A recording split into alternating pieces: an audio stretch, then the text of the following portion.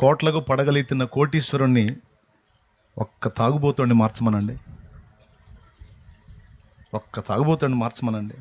కోటీశ్వరులను పిలిచి మార్చమనండి. దేశాన్ని ఏళ్తున్నాడు కదా ప్రధాని, ప్రధాన్ని పిలిచి ఒక్క తాగుబోతుడిని మార్చమనండి. ఏం చేస్తాడు? మహా చేపిస్తే లోపలేపించి మందు తాగకుండా తన్నిస్తాడు. తన్నులు తిని బయటకు వచ్చినాక దెబ్బలు తగ్గడానికి మళ్ళీ మంది వేసుకుంటాడు. వాడు నొప్పి అర్థం కాకుండా మళ్ళీ మంది వేసుకుంటాడు. మానుకునేది ఎక్కడ? వాడి వల్ల ఇద్దా? ఏ నరుడి వల్ల?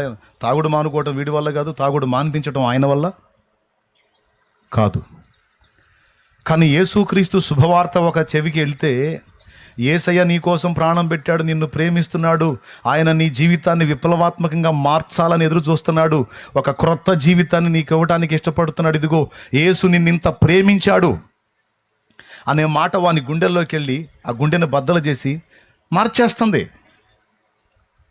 ఎవ్వరి బలవంతం లేదు. కొంతమంది అంటున్నారు బలవంత మతం మార్పిడి, బలవంతం. నీ బొంద అని చెబుతున్నాను నేను. ఎవడురా బలవంతం పెట్టి మార్చేది? నేను మారాను రా నాయన, నేను మారాను. నేను ఒకప్పుడు విగ్రహారాధికుణ్ణి, నన్ను ఎవడో బలవంత పెట్టలా. క్రీస్తు ప్రేమ నన్ను బలవంత పెట్టింది. క్రీస్తు శిలువ త్యాగం, సత్యం నన్ను బలవంత పెట్టింది. ఆ ప్రేమను బట్టి, ఆ సత్యాన్ని బట్టి, ఆయన మమతను బట్టి, ఆయన త్యాగాన్ని బట్టి, ఆయన నీతిని బట్టి, ఆయన మాదిరిని బట్టి, ఆయన పవిత్రతను బట్టి, దేవుడు అంటే ఇది కదరా, దేవుని పరిశుద్ధత అంటే ఇది కదా, దేవుని త్యాగం అంటే ఇది కదా అని అర్థమయ్యి ఆ ప్రేమ నన్ను బలవంత పెడితే మారాను నేను. ఎవడు నన్ను బలవంత పెట్టే దమ్మె ఎవడికి? సువార్త చెప్పడానికి నా దగ్గరికి వచ్చే దమ్మె ఎవడికి లేదు. ఒప్పుకో, నేను వినటానికి ఇష్టపడలా.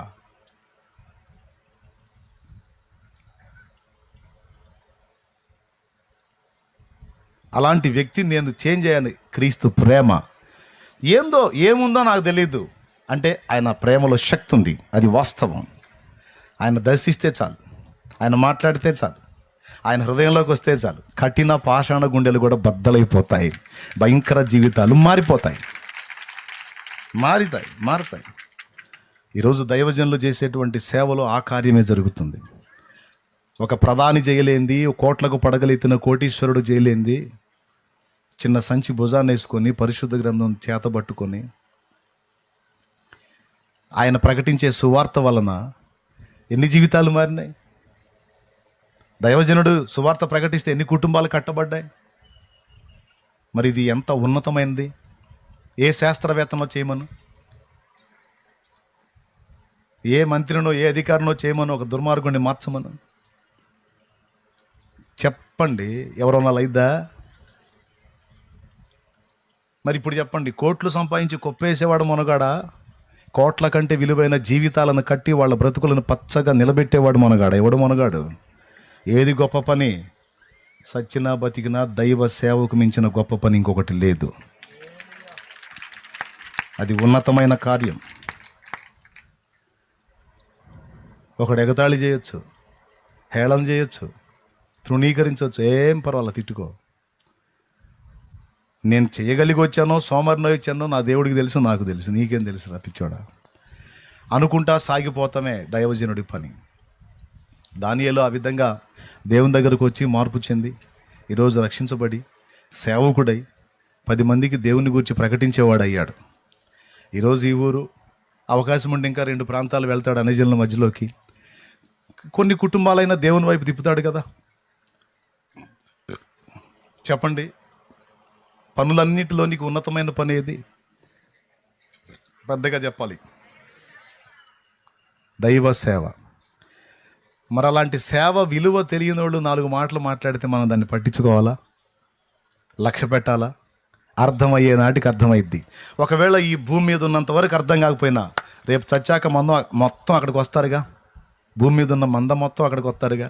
వచ్చినాడు అప్పుడు అర్థమైద్ది. నా ప్రభు ఒక్కొక్కళ్ళని కనపరుస్తూ ఉంటే సేవకుల్ని అప్పుడు నెత్తి కొట్టుకుంటూ ఉంటాను అన్నమాట. అయ్యయ్యో, ఇంత గొప్ప విలువైన పనిని ఎంత తేలిగ్గా మాట్లాడాం మేమని. దేవునికి స్తోత్రం. నశించి నరకానికి పోయే ఒక ఆత్మని ఎవరు రక్షిస్తారో రక్షించమను. కానీ సువార్త చెప్పే ఒక దైవజనుడు ఆత్మను రక్షిస్తాడు, జీవితాలను మారుస్తాడు. దేవుని మహాకృపను బట్టి వేలాది జీవితాలు మారి. చిలకలూరుపేటలో తాగుడు మానుకున్న వాళ్ళు చేతులు ఎత్తండి అంటే ఎంతమంది? ఇక్కడ ఉన్న వాళ్ళు ఎవరైనా గతంలో తాగుడు జీవితం నుంచి మార్పు చెందిన వాళ్ళు ఉంటే చేతులు ఎత్తండి. అదిగో కొట్టండి ఇప్పుడు, చూడు గడ్డి కొట్టు.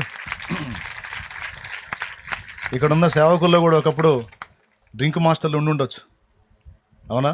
ఆ చేతులు ఎత్తండి. ఒకప్పుడు మాజీ డ్రింక్ మాస్టర్లు ఇప్పుడు సేవకులు అయ్యారు. ఎవరి త్యాగం? భక్తుల త్యాగం. వాళ్ళు సువార్తను మోసుకొచ్చారు. ఆ సువార్త విని వీళ్ళు మారి అనేక మందికి ప్రకటించే సేవకులు అయ్యారు.